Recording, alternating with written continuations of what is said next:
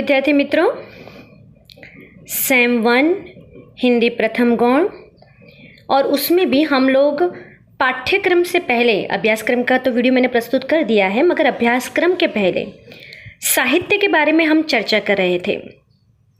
गत वीडियो में हमने हिंदी साहित्य के स्वरूप पर चर्चा की थी, यानी उसकी परिभाषा और साहित्य पर विविध काव्य शास्त्रियों के जो आपको ये जानना आवश्यक है कि साहित्य के प्रकार कितने हैं। प्रकारों को आप समझ जाएंगे तो आपको पता चल जाएगा कि आपके अभ्यासक्रम में जो पेपर 1 में और पेपर 2 में कहानी या काव्य आते हैं तो वो साहित्य के किस प्रकार में आते हैं, और इसीलिए साहित्य के प्रकार को हम इस वीडियो में समझेंगे। विद्यार्थी मित्रों, मैंने पहले ही कह दिया है कि अभी आपके पाठ्यक्रम या अभ्यासक्रम का कोई भी टॉपिक शुरू हुआ नहीं है, इसलिए आप निश्चिंत रहे। अभ्यासक्रम के पहले पूर्व भूमिका के रूप में आपको ये समझ में आए कि आपकी पाठ्य पुस्तक जो है, आपके अभ्यासक्रम में आधुनिक काव्य या आधुनिक हिंदी कहानी ये जो टाइटल है उसका मतलब क्या है, और उसी के लिए मैं साहित्य पर चर्चा इन वीडियो में कर रही हूँ। इस वीडियो में साहित्य के प्रकार पर हम चर्चा करेंगे। साहित्य क्या है उस पर तो हमने चर्चा कर दी थी कि जनहितार्थ यानी कि हित के लिए रचा गया जो भी एक प्रकार है, अथवा तो हित के लिए रची गई जो भी रचना है उसे कहते हैं साहित्य, सहित। और उसमें शब्द और अर्थ निरर्थक नहीं होते, बहुत ही सार्थक, सांकेतिक, प्रतीकात्मक शब्दों का भी प्रयोग होता है। साहित्य जो है वो आनंद के साथ साथ कोई न कोई जीवन की प्रेरणा देता है और उसे ही साहित्य कहा जाता है। इन सब पर हमने चर्चा की थी। अब हम आगे जाते हैं, साहित्य के प्रकार कितने हैं, अर्थात साहित्य की विधाएं कौन कौन सी हैं। गद्य विधा के अंतर्गत कहानी, उपन्यास, नाटक, निबंध, मैंने आपको ऊपर बताया आगे की स्लाइड में, वो उनका समावेश होता है। और पद्य विधा के अंतर्गत कविता, गीत, गाना, मुक्तक आदि लिखा जाता है।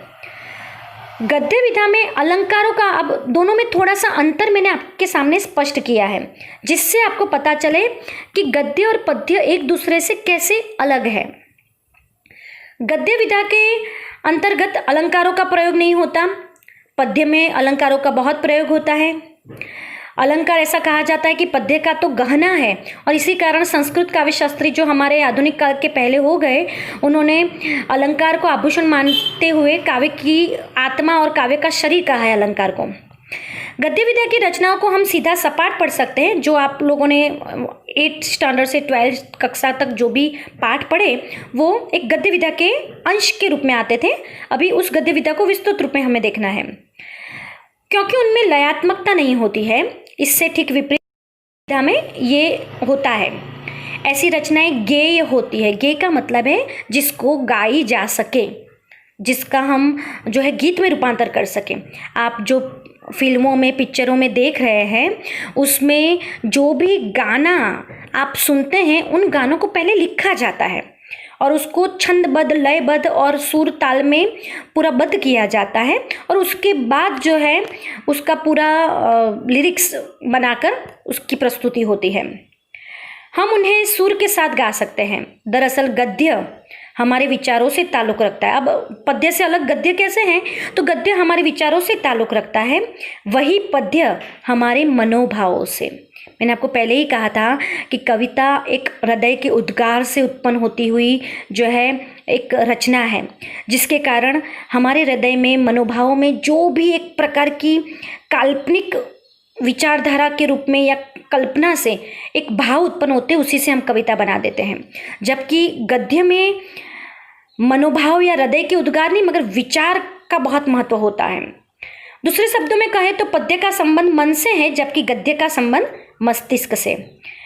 आपको जानकर हैरत हो सकती है कि पद्य लेखन की शुरुआत गद्य लेखन से काफ़ी पहले हुई है। महाभारत से लेकर ऋग्वेद कालीन सभी पुरातन रचनाएं पद्य में ही लिखी गई है। अब आपके सामने ये भी प्रश्न हो सकता है कि मनुष्य का जब मानसिक विकास हुआ तो सबसे पहले तो वो बातचीत करता था एक दूसरे के साथ। बातचीत तो गद्य में ही करता होगा, वो थोड़ी ना कविता गाकर या गीत गाकर एक दूसरे से बातचीत करते होंगे। तो जब बातचीत सामान्य गद्य में होती है तो आधुनिक काल से पहले पद्य का आविष्कार क्यों हुआ?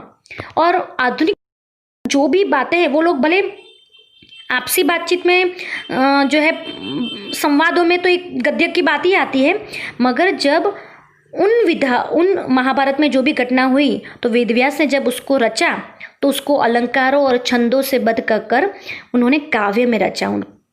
और यहाँ तक ऋग्वेद में भी, ऋग्वेद जितने भी ग्रंथ हमारे भारतीय शास्त्र में पुरातन में मिलते हैं वो सभी पद्य में है। तो आप समझ सकते हैं कि जो बहुत कठिन विधा है जिसको केवल कोई सामान्य व्यक्ति नहीं लिख सकता, ऐसे बहुत ही प्रकांड पंडित हमारे भारत में हुए हैं जिन्होंने पद्य में उस वक्त रचनाएं की थी। अब गद्य पद्य के अंतर के बाद फिर से हम आ जाए, हिंदी गद्य के प्रवर्तक भारतेंदु हरिश्चंद्र हैं और गद्य साहित्य की अनेक विधाएं विधाएं हैं, उनका विभाजन इस प्रकार है। अब यहाँ भारतेंदु हरिश्चंद्र जब आपके सामने मैंने नाम दिया है तो आपको ध्यान में रखना है कि ये जो सत्य हरिश्चंद्र की आपने कथा सुनी थी और उनकी पत्नी जो है तारामती, वो हरिश्चंद्र नहीं है। ये भारतेंदु हरिश्चंद्र हमारे हिंदी गद्य के जनक के साथ साथ आधुनिक काल के भी जनक यानी पिता माने जाते हैं। भले ही बहुत कम उम्र में 35 से लेकर 38 की उम्र में ही उनकी मृत्यु हो गई। और इस प्रकार भारतेंदु हरिश्चंद्र हिंदी गद्य के जनक माने जाते हैं। गद्य साहित्य की विधाओं का विभाजन जब आपके सामने मैं प्रस्तुत कर रही हूँ उसमें अलग अलग विधाएं हैं। नाटक, निबंध, समीक्षा, उपन्यास, एकांकी, कहानी, गद्य काव्य, जीवनी, आत्मकथा, यात्रावृत्त, व्यंग, इंटरव्यू, पत्र साहित्य, रिपोर्टाज, डायरी, रेखाचित्र और संस्मरण। भारतेंदु हरिश्चंद्र एक ऐसे साहित्यकार है कि जिन्होंने अपने पिता का भी विरोध करके, यानी उनके पिता जो थे वो अंग्रेजों के अधीन अधिकारी थे, तो उन्होंने उनका भी विरोध करके अपने स्वतंत्र रूप से भारतेंदु हरिश्चंद्र यानी कि भारतेंदु मंडल की स्थापना की। और उस मंडल में उन्होंने ऐसे साहित्यकारों को प्रवेश करवाया और उनको जगह दी कि जिनके कारण स्वतंत्रता आंदोलन में सब जो है अपनी जनजागृति की रचनाएं लिख सके। और शेरी नाटकों में गांव-गांव, शहर-शहर घूमकर अंग्रेजों के विरुद्ध और व्यंग्यपूर्ण स्वतंत्रता पूर्व नाटक लिखकर उन्होंने पूरी जनताओं को जागरूक करवाने की कोशिश की। और ऐसे ही भारतेंदु हरिश्चंद्र इसी कारण नाटक और निबंध का उन्होंने आविष्कार, नाटक, निबंध और कहानी में से और उपन्यास में से, फिर जीवनी, बहुत सारी अलग अलग विधाएं जिसका भाषा रूप में अलग अलग है, उसका सौंदर्य अलग अलग है, विषय वस्तु अलग अलग है, और इसी प्रकार गद्य की विधाएं आगे बढ़ने लगी। आपको केवल गद्य की प्रमुख विधाओं को ध्यान में रखना है विद्यार्थी मित्रों। आपको हिंदी गद्य विधा की केवल कहानी और उपन्यास, नाटक, निबंध ऐसी प्रमुख विधाओं को आपको ध्यान में रखना है। इन गद्य विधा में से कहानी विधा जो है वो आपके पेपर 2 में आएगी। और कहानी विधा का तात्पर्य क्या है, कहानी किसे कहते हैं, उस पर हम अगले वीडियो में चर्चा करेंगे। मगर आपको इतना ध्यान में रखना है कि गद्य साहित्य की इतनी विधाएं हैं।